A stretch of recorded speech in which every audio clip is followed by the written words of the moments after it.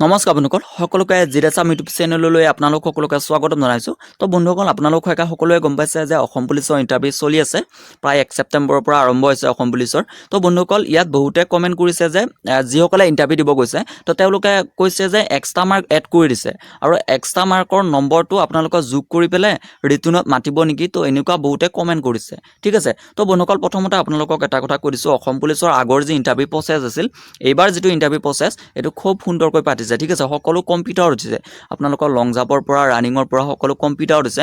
তো এইটো অতি সুন্দৰকৈ ভাবিছে, মানে অনুষ্ঠিত কৰিছে। মানে আপোনালোকৰ যদি যোগ্যতা আছে তো আপোনালোকে চাকৰি ধুনীয়াকৈ ল'ব পাৰিব। ঠিক আছে, ইয়াত 2 নম্বৰী এবাৰ কথাটো অহা নাই। তো নেক্সট কুৱেশ্যনলৈ আহিছোঁ। তো যিসকলে কৈছে যে এড কৰি দিব নেকি, বন্ধুসকল আপোনালোকৰ অসম পুলিচৰ আপোনালোকে আগৰ যিমানবোৰ ইণ্টাৰভিউ চাব, সেই ইণ্টাৰভিউবিলাকত কিন্তু ফিজিকেলৰ লগত আপোনালোকৰ এক্সট্ৰা মাৰ্কটো এড কৰি দিয়া নাছিলে।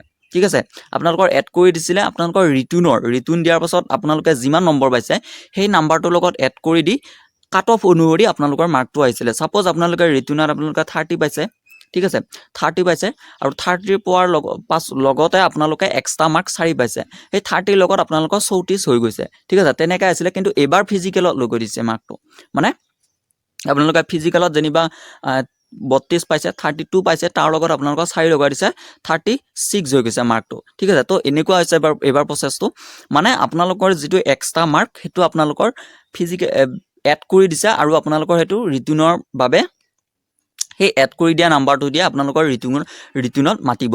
ঠিক আছে, কিন্তু আপোনালোকে এইটো নাভাবিব যে মই এক্সট্ৰা মাৰ্কেদি মোৰ মাৰ্কটো বহুত হৈ গৈছে, কাৰণ কাট অফ বহুত যাব। ঠিক আছে, আপোনাৰ নিচিনা আকৌ বহুতে পাইছে, সেইবিলাকৰো এড হৈ যাব নাম্বাৰটো। ঠিক আছে, তো কাট অফ কম নাযায়, আপোনালোকে কাট অফ আপোনালোকে মিনিমাম 30 ধৰি থওক। ঠিক আছে, 30 ডাউনত যদি আপোনালোকৰ নাম্বাৰ আছে আপোনালোকৰ চিলেকশ্যন সম্ভৱ নহয়। ঠিক আছে, কাৰণ এইবাৰ ল'ৰা ছোৱালীবিলাকে বহুত মাৰ্ক পাইছে, তো সেইবাবে কাট অফ কম নাযায় কোনো কাৰণত। আপোনালোকে 30 তলত যদি আছে কাট অফ হাই যাব। ঠিক আছে, কাৰণ আপোনালোকে নিজৰ ডিষ্ট্ৰিক্টতে চাব, আপোনালোকৰ সকলো ল'ৰা ছোৱালীয়ে বহু নম্বৰ পাইছে। ঠিক আছে, 35, 36, 40লৈকেও নম্বৰ পোৱা ল'ৰা আছে।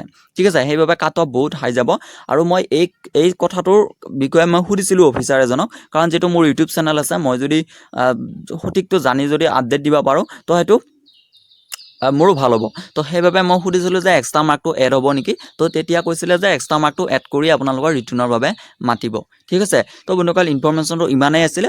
চেনেলটোলৈ যদি প্ৰথমবাৰৰ বাবে আহিছে তেনেহ'লে জিৰাচাম চেনেলটো ছাবস্ক্ৰাইব কৰিব, যেতিয়াই জব আপডেট হয় বা ইনফৰমেশ্যন হোৱা মই ভিডিঅ' দি থাকোঁ, তো সেইবাবে চেনেলটো ছাবস্ক্ৰাইব কৰিব। ভিডিঅ'টো যদি ভাল পাইছে তেনেহ'লে লাইক এটা কৰি দিব। ইমানেই, ধন্যবাদ।